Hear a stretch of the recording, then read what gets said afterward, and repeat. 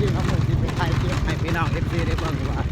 เป็นคุณประเภทหนึ่งอันหนึ่งเนาะที่บ้านกระดองมันเมื่อแต่ไก่กระดองพระเจ้าสิจัดขึ้นนับแต่วันนี่แต่เมื่อนี้บ่าวหมู่มีโอกาสมากเลย